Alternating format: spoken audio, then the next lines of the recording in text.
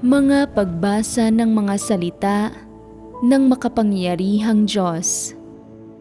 Paglalantad sa mga Antikristo. Ika-4 na ekskursus. Pagbubuod sa karakter ng mga Antikristo at sa kanilang disposisyong diwa. Unang bahagi. Natapos natin noong huling pagtitipon ang ating pagbabahaginan sa ika-15 item na tungkol sa iba't ibang pagpapamalas ng mga Antikristo. Matapos magbahaginan sa 15 item na ito, nabuod na ba ninyo ang iba't ibang pagpapamalas at diwa ng mga Antikristo? Mayroon na ba kayong pangunahing konsepto at pagkaunawa sa mga ito? Kaya ba ninyong makilatis ang mga individual na taglay ang diwa ng mga Antikristo? Kaya kong kilatisin ang mga medyo halatang kaso, pero nahihirapan pa rin akong makilatis ang mga medyo tuso at lihim na mapanira. Ngayon, ibuod natin ang iba't ibang pagpapamalas ng mga Antikristo mula sa dalawang aspekto. Una, ang karakter ng mga Antikristo, at ikalawa, ang kanilang disposisyong diwa. Mas madali bang makilatis ang mga Antikristo mula sa dalawang aspektong ito? Kung kaunti lang ang pagbabahaginan natin at hindi magbibigay ng maraming halimbawa, pwedeng hindi ninyo sila makilatis.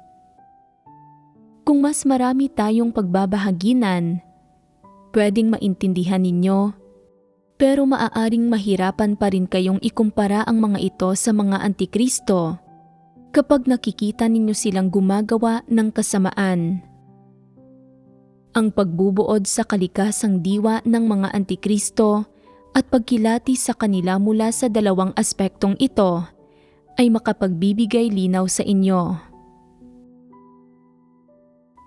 Una, ang karakter ng mga Antikristo.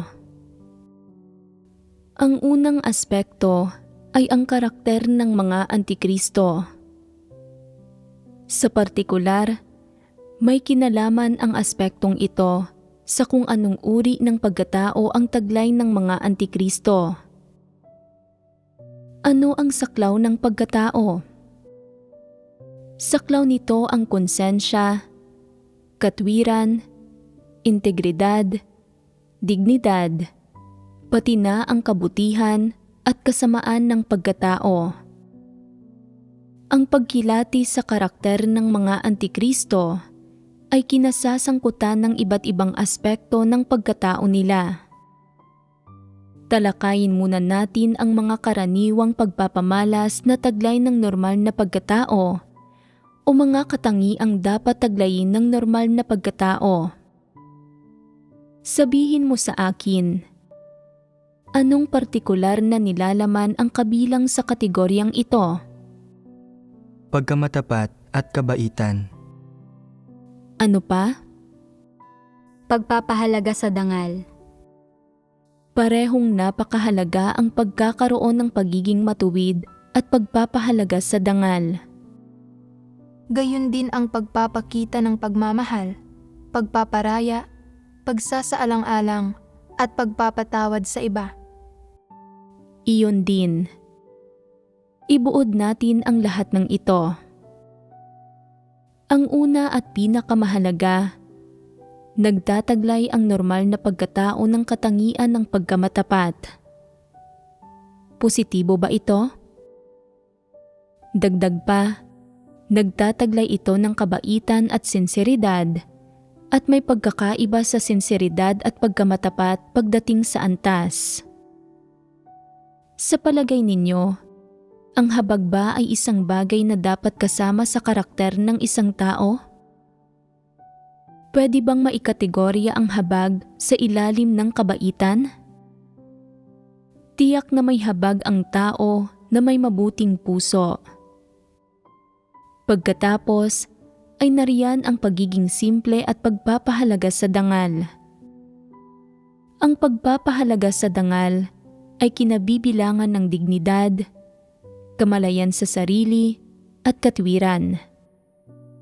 Susunod ay ang pagiging matuwid.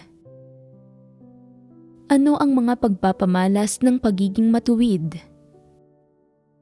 Kabilang dito ang pagpapahalaga sa katarungan, pagkapuot sa kasamaan, pagkamuhi sa kabuktutan, at pagkahilig sa mga positibong bagay.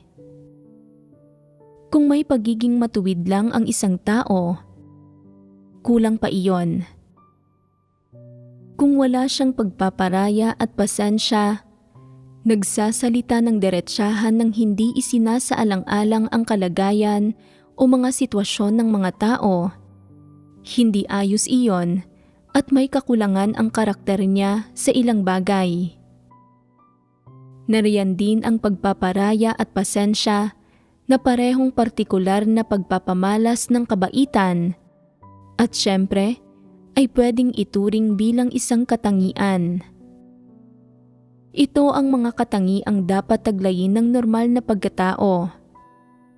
Pagkamatapat, kabaitan, sinseridad, pagiging simple, pagpapahalaga sa dangal, pagiging matuwid, at pagpaparaya at pasensya.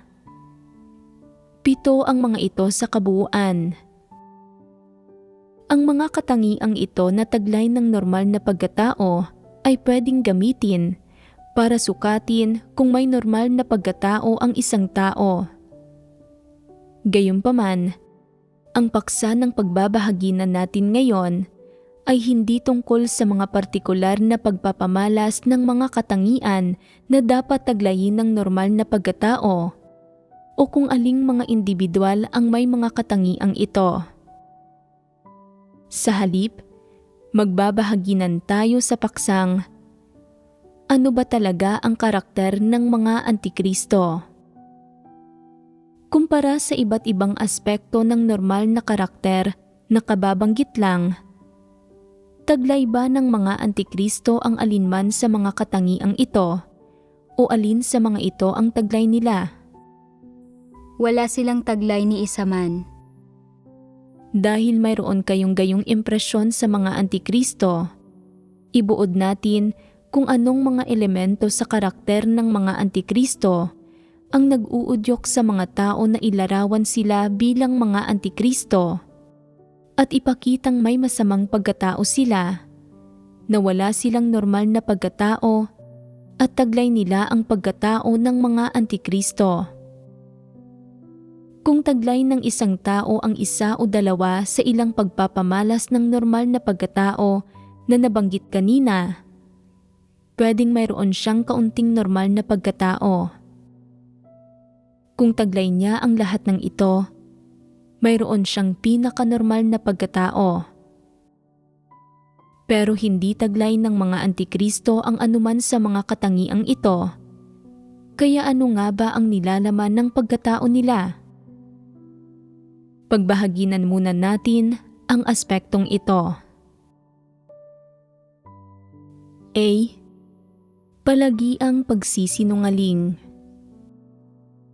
Ang unang katangian na taglay ng normal na karakter ay ang pagkamatapat. Kasama ba sa karakter ng mga antikristo ang pagkamatapat? Maliwanag na walang matapat na pagkatao ang mga antikristo. Tiyak na salungat sa pagkamatapat ang kanilang pagkatao. Kaya, anong mga elemento ng abnormal na pagkatao na salungat sa pagkamatapat ang taglay ng mga antikristo sa kanilang pagkatao? Madalas silang magsinungaling at manlansi ng mga tao.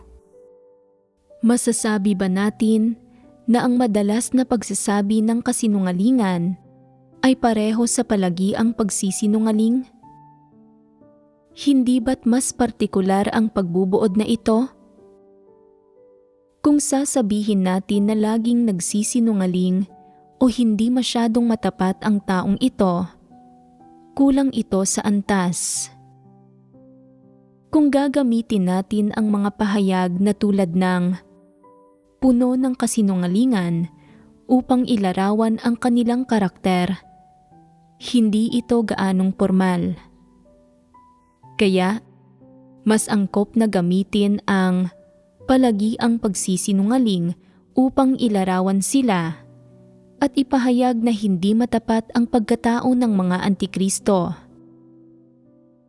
Ang palagi ang pagsisinungaling ang unang katangian, isang bagay na madalas na naipapamalas at naibubunyag mula sa pagkatao ng mga antikristo.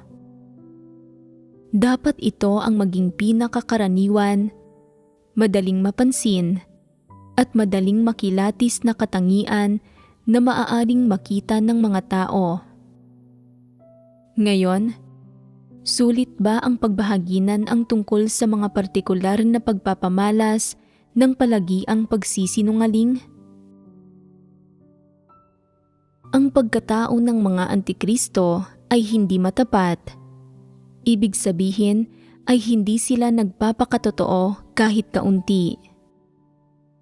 Lahat ng sinasabi at ginagawa nila ay may karumihan at nagtataglay ng sarili nilang mga intensyon at layon, at nakatago sa lahat ng ito ang kanilang mga hindi masabi at napakasamang panlalansi at pakana.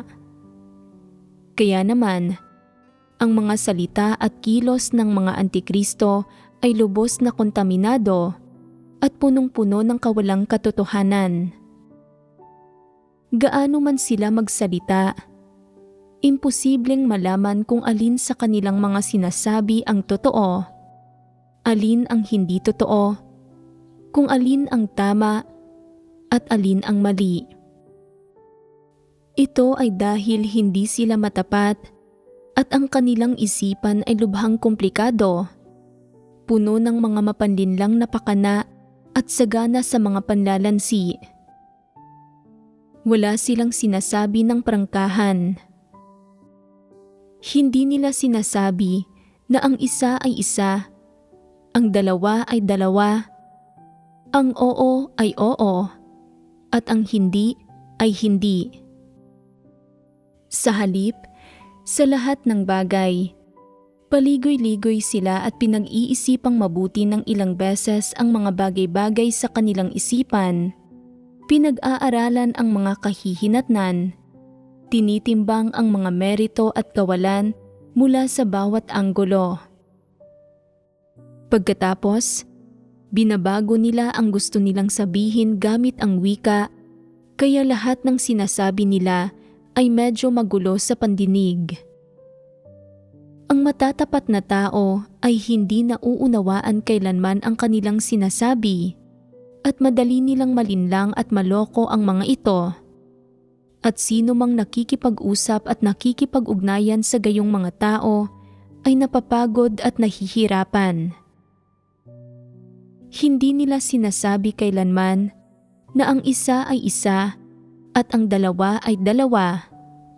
Hindi nila sinasabi kailanman ang kanilang iniisip at hindi nila inilalarawan kailanman ang mga bagay-bagay sa kung ano talaga ang mga ito.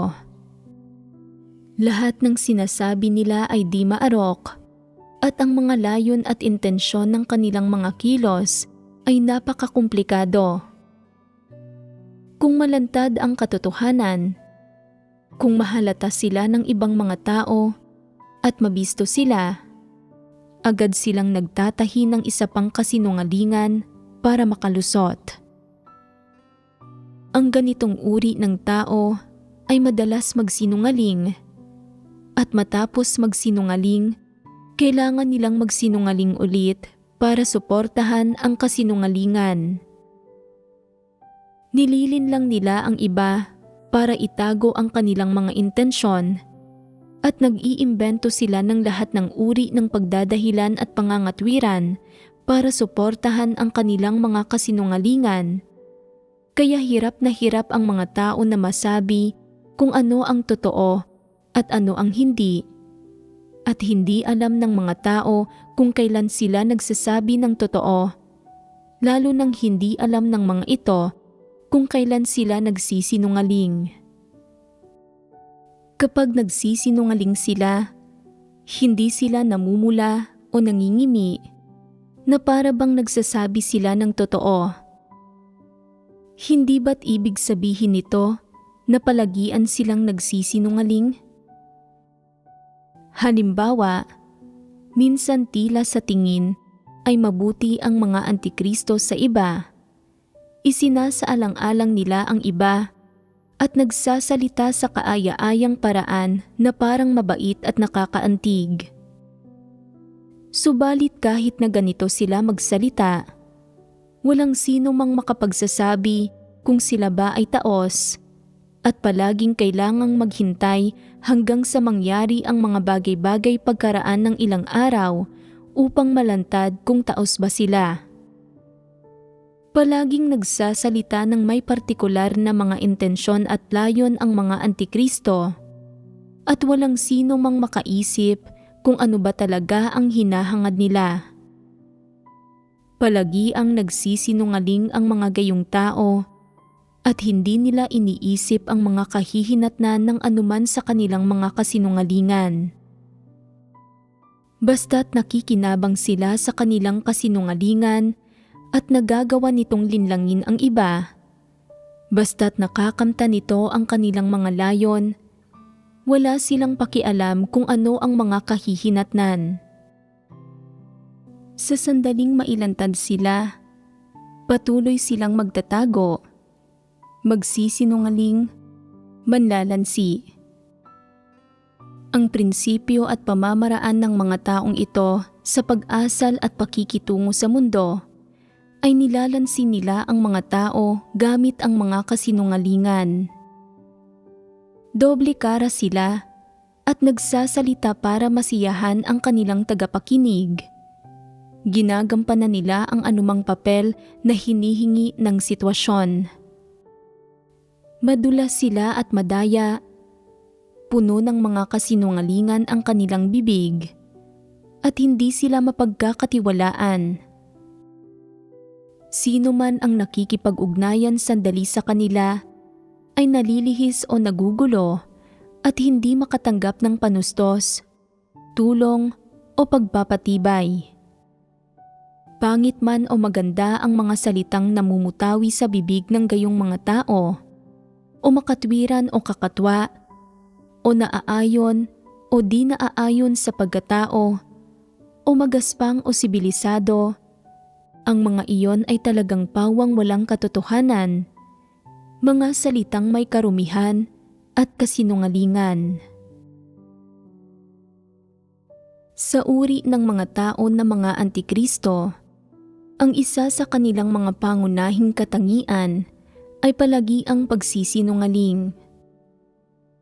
Sa pamamagitan ng kanilang wika, ng paraan ng kanilang pagsasalita, ng paraan ng kanilang pagpapahayag, ng kahulugan ng kanilang mga salita, at ang intensyon sa likod ng mga iyon, makikita ng isang tao na walang normal na pagkatao ang mga taong ito, na hindi nila taglay ang mga pamantayan para sa pagkatao ng mga taong matapat. Palagi ang nagsisinungaling ang mga antikristo. Higit na mas malala ang kanilang mga kasinungalingan at panlilinlang kaysa sa karamihan ng mga tao. Hindi ito isang karaniwang tiwaling disposisyon, kundi ito ay naging kawalan na ng konsensya at katwiran at ganap na pagkawala ng pagkatao. Sa diwa, ang mga taong ito ay mga demonyo. Ang mga demonyo ay madalas magsinungaling at manlinlang ng mga tao sa ganitong paraan. Walang totoo sa anumang sinasabi nila. Kapag nagsisinungaling ang karamihan sa mga tao, kailangan nilang imbentuhin ang kasinungalingan, kailangan nila iyong pag-isipang mabuti. Ngunit ang isang antikristo ay hindi na kailangang mag-imbento ng kahit na ano o pag-isipan ito. Ibinubuka nila ang kanilang bibig at lumalabas na ito at bago mo pa mamalayan, nalinlang ka na. Ganoon na lang ang kanilang mga kasinungalingan at panlilinlang na ang mga taong mabagal ang reaksyon ay maaaring abuti ng 2 o 3 araw bago mapagtanto ang mga bagay-bagay. Saka lang nila napagtatanto kung ano ang ibig sabihin ng taong ito. Ang mga taong hindi nakauunawa sa katotohanan ay walang kakayahang kumilatis. Palagi ang nagsisinungaling ang mga antikristo. Ano ang tingin mo sa karakter nilang ito? Malinaw na hindi ito isang bagay na bahagi ng normal na pagkatao. Hindi ba't may malademonyo dito? Upang maging tiyak, ito ay isang malademonyong kalikasan. Ang palagi ang pagsisinungaling, pagsasabi ng hindi totoo, at panlilinlang sa mga tao. Natututuhan ba sa paaralan ang mga paraang ito ng paggawa sa mga bagay-bagay o resulta ng impluwensya ng kanilang pamilya? Parehong hindi. Ang mga bagay na ito ay kanilang likas na kalikasan. Ipinanganak silang taglay na ang mga bagay na ito. Kapag tinuturuan ng mga magulang ang kanilang mga anak, walang nagtuturo sa kanilang anak na magsinungaling at manlinlang mula sa pagkabata, ni walang pumipilit sa kanila na magsinungaling o manlinlang.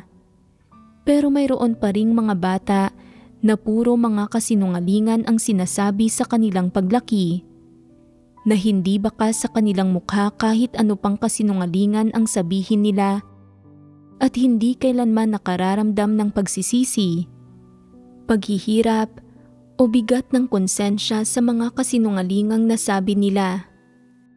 Sa halip, ang tingin ng mga batang ito sa kanilang sarili ay napakamautak nila, labis na matalino, pakiramdam nila ay natutuwa sila, mapagmalaki, at lihim na masaya na nagagawa nilang manloko at manlinlang ng iba gamit ang kanilang mga kasinungalingan at iba pang mga taktika. Ito ang likas na kalikasan nila. Likas na ganito ang mga antikristo. Kalikasang diwa nila na palagi ang magsinungaling. Bagamat madalas silang nakikibahagi sa mga pagtitipon at nakikinig sa mga sermon at pagbabahaginan, hindi kailanman pinagninilayan o sinusubukang kilalanin ng mga antikristo ang kanilang sarili. At kahit gaano pa karaming kasinungalingan ang sinabi nila upang lansihin ang iba, hindi sila inuusig ng kanilang konsensya, lalong hindi nila aktibong sinusubukang hanapin ang katotohanan para sa solusyon, na nagpapatunay na sa diwa ay hindi mananampalataya ang mga antikristo. Kahit gaano pa karaming doktrina ang nagagawa nilang ituro sa mga tao, hindi nila kailanman ginagamit ang mga doktrinang ito sa kanilang sarili. Hindi nila kailanman hinihimay ang kanilang sarili, at kahit gaano pa karaming kasinungalingan ang sabihin nila o mga tao ang lokohin nila, hindi nila ito kailanman ipagtatapat. Sa halip ay magpapanggap at magkukunwari at hindi kailanman maglalakas loob na aminin sa harap ng iba na sila ay mga mapanlinlang na tao. Maliban dito, patuloy silang nagsisinungaling at nanlilinlang ng mga tao kung sa palagay nila ay kailangan. Hindi ba't ito ang kanilang kalikasan?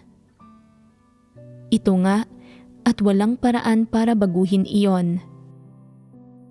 Ang kalikasang ito ay hindi ang pagpapahayag ng normal na pagkatao. Ang totoo, isa itong malademonyong kalikasan. Ito ang disposisyon ni Satanas. Ang gayong mga tao ay mga dyablo. Sila ay mga demonyong nagkatawang tao.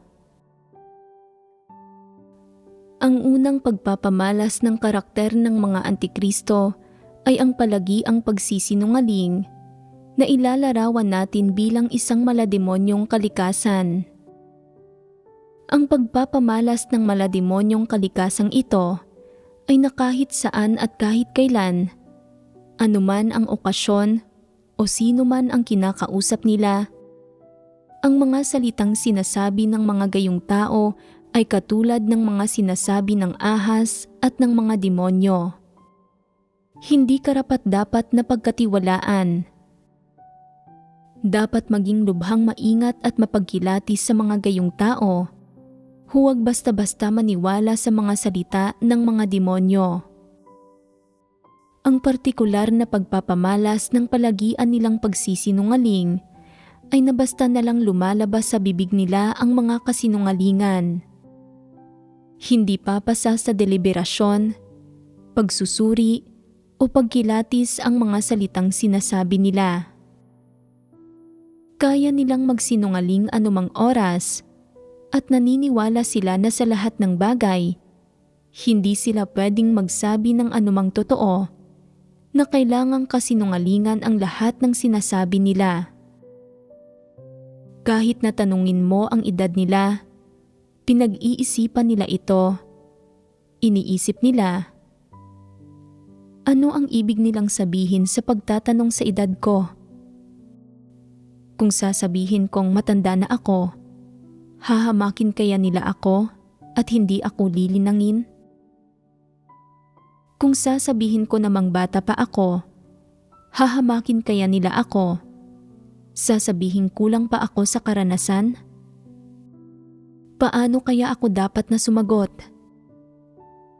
Kahit sa gayong kasimpleng bagay, kaya pa rin nilang magsinungaling at tumangging sabihin sa iyo ang katotohanan at ibabalik pa nga nila sa iyo ang tanong, ano sa tingin mo?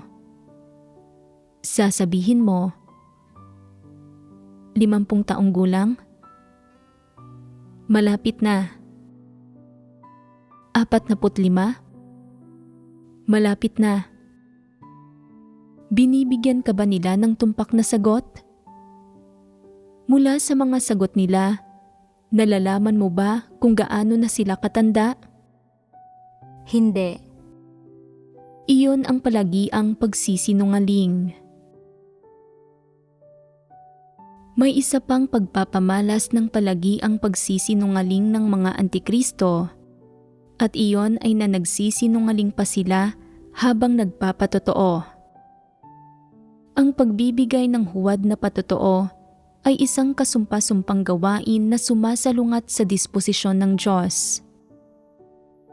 Kahit sa usapin ng pagpapatotoo, naglalakas loob silang mag-imbento, magsinungaling at manlansi na talaga namang nagpapakita ng pagiging walang pakialam sa mga kahihinatnan at ng kanilang hindi nagbabagong kalikasan.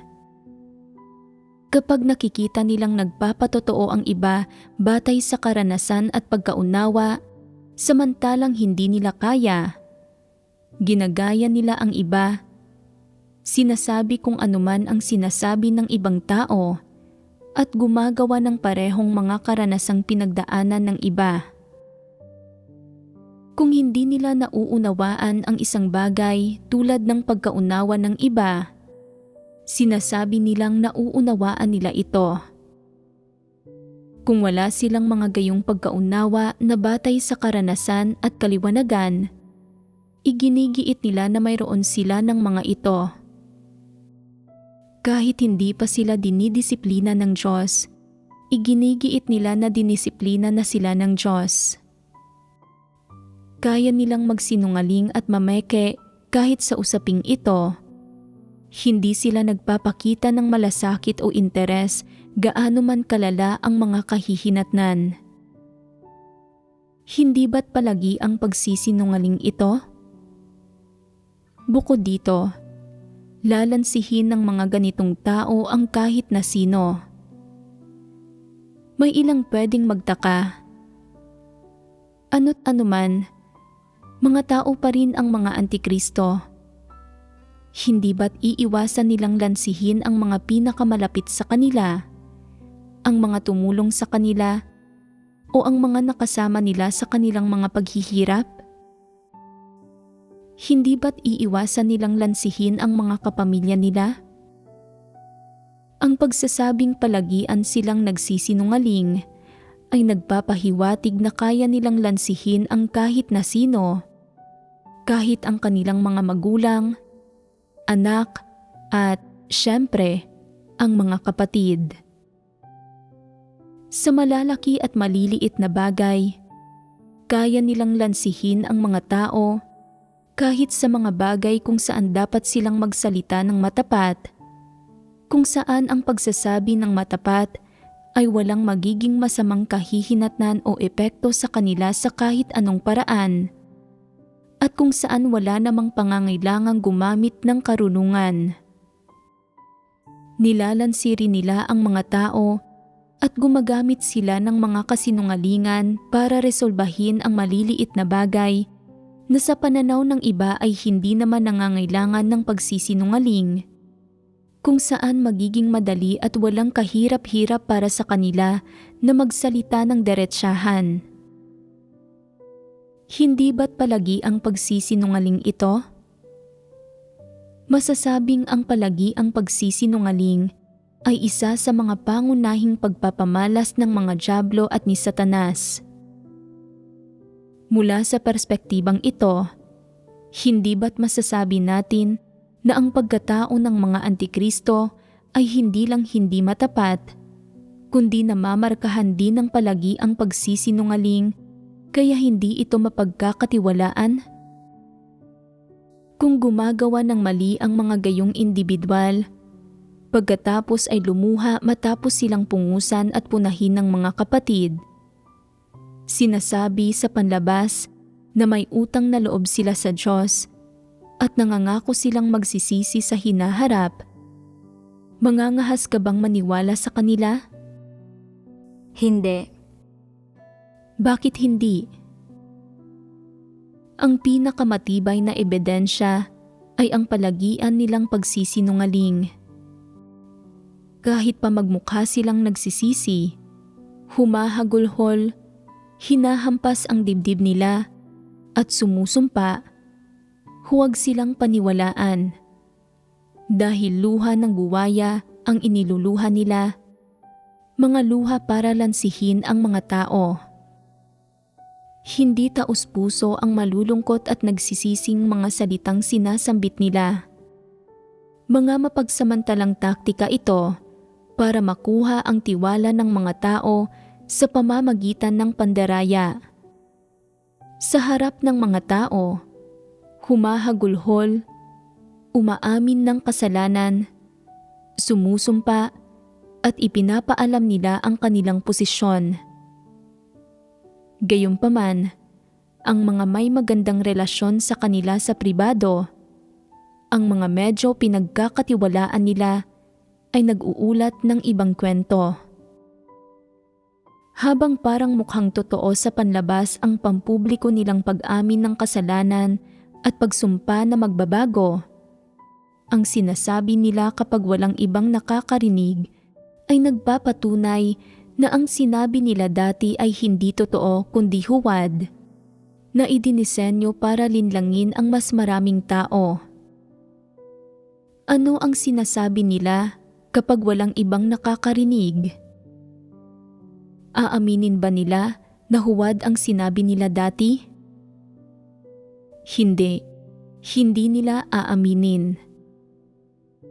Magpapakalat sila ng pagkanegatibo, maglalahad ng mga argumento at pangangatwiranan ang sarili nila.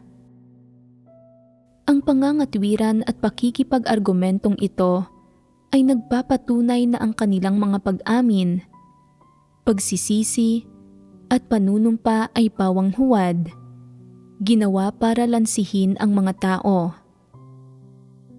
Mapagkakatiwalaan ba ang mga gayong tao? Hindi ba't palagi ang pagsisinungaling ito? Kaya pa nga nilang mag-imbento ng mga pag-amin, huwad na lumuha at mangakong babaguhin ang mga gawin nila at maging ang panunumpa nila ay isang kasinungalingan. Hindi ba't isa itong malademonyong kalikasan? Kahit pa sabihin nila, ito lang ang nauunawaan ko. Hindi ko na alam ang iba at humihingi ako ng kaliwanagan ng Diyos at umaasa ako sa tulong ng mga kapatid para unti-unti akong magkamit ng pagkaunawa. Ito ay magiging isang matapat na saloobin at pahayag. Gayunpaman, hinding-hindi makakapagsalita ng mga gayong matapat na salita ang mga antikristo. Pakiramdam nila, hahamakin ako ng mga tao kung magsasalita ako ng matapat. Masisira ang reputasyon ko at mapapahiya ako. Hindi ba tuluyan nang mawawala ang katanyagan ko? Sino ba ako? Pwede ba akong tumanggap ng pagkatalo? Kahit hindi ko nauunawaan, dapat magpanggap akong nakakaunawa ng husto. Dapat ko munang lansihin ang mga tao at patatagin ang posisyon ko sa puso nila. Hindi ba't isa itong pagpapamalas ng mga antikristo? Mula sa pinagmulan at paraan ng pananalita ng mga antikristo, pati na rin sa mga salitang binibigkas nila, malinaw na hindi kailanman magiging matapat ang mga gayong tao. Hindi nila ito kaya. Dahil likas sa karakter nila ang palagiang pagsisinungaling, nais nilang lansihin ang mga tao at itago ang mga usapin sa lahat ng bagay. Ayaw nilang malaman o makita ng sinuman ang mga totoong katunayan o aktwal na sitwasyon. Labis na madilim ang kaloob-looban nila. Ang aspektong ito ng karakter ng mga antikristo ay pwedeng mailarawan ng may katiyakan bilang walang pagkatao at may taglay na malademonyong kalikasan. Kusang lumalabas ang mga kasinungalingan sa bibig nila nang hindi na pinag-iisipan pa, hanggang sa puntong kahit sa pagtulog nila, wala silang sinasabing anumang totoo. Pawang panlalansi ito, pawang kasinungalingan. Ito ang palagiang pagsisinungaling. Walang pagkamatapat ang karakter ng mga antikristo. Kahit hindi sila nagsasalita, sa puso nila ay nag-iisip sila kung paano manlansi, mandaya at manlihis ng mga tao. Kung sino ang ililihis nila, ano ang sasabihin kapag gusto nilang ilihis ang mga tao, anong pamamaraan ang gagamitin para simulan ang usapan, at aling mga halimbawa ang gagamitin para mapaniwala ang mga tao. Ano man ang kanilang sabihin o isipin, wala silang kinikimkim na matapat na saloobin, mga matapat na opinyon o mga matapat na kaisipan sa puso nila. Ang bawat sandali ng kanilang buhay, bawat segundo, ay ginugugol sa isang kalagayan ng pagnanais na lansihin at paglaruan ang mga tao. Sa bawat segundo at sandali ay iniisip nila kung paano manlansi, paano manlihis, at paano mandaya ng iba, at inuokupa ng mga kaisipang ito ang isipan at kaibuturan ng kanilang puso. Hindi ba't ito ang kalikasan nila? Kaya bang maunawaan ng mga ganitong tao ang katotohanan kapag nakikinig sila ng mga sermon o kapag nagbabasa sila ng mga salita ng Diyos? Kahit pa nauunawaan nila, kaya ba nilang isagawa ito?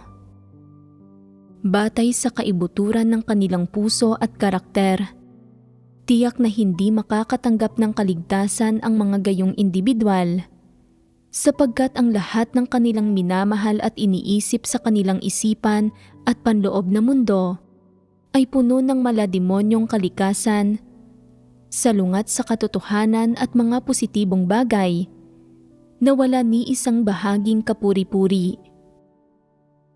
Kaya, tiyak ba ang katangian ng palagiang pagsisinungaling sa pagkatao ng mga antikristo? Hindi nagsasagawa ng anumang katotohanan ang mga taong palagiang nagsisinungaling. Ano ang mga kahihinatnan nito? Ano ang mga tiyak na pagpapamalas ng isang tao na hindi nagsasagawa ng anumang katotohanan? Kaya ba niyang kumilos ng padalos-dalos? Magagawa ba niyang maging arbitraryo at maging sarili niyang batas? Kaya ba niyang magtatag ng mga nagsasariling kaharian? Kaya ba niyang waldasin ang mga handog? Kaya ba niyang ilihis ang mga tao? Kaya ba niyang makuha ang loob ng mga tao? Kaya niyang gawin ang lahat ng ito. Ito ay isang tipikal na antikristo. Palagi siyang nagsisinungaling.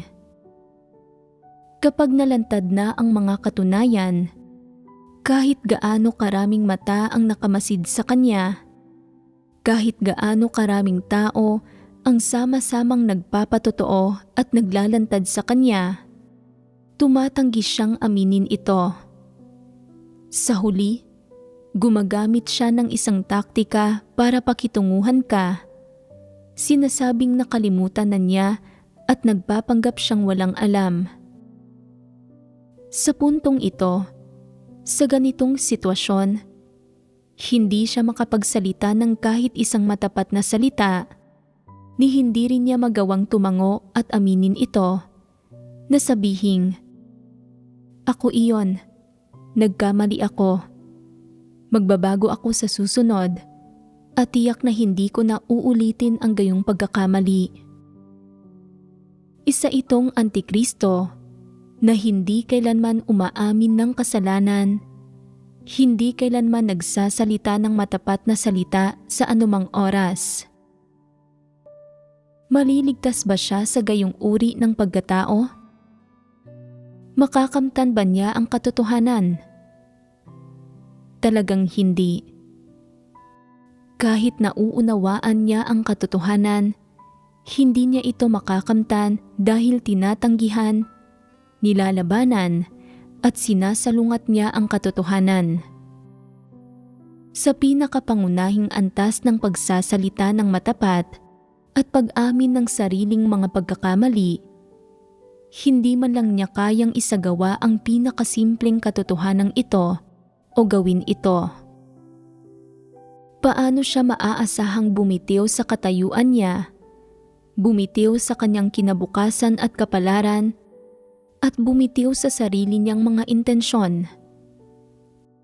Kaya ba niyang bitiwan ang mga ito at maghimagsik laban sa mga ito?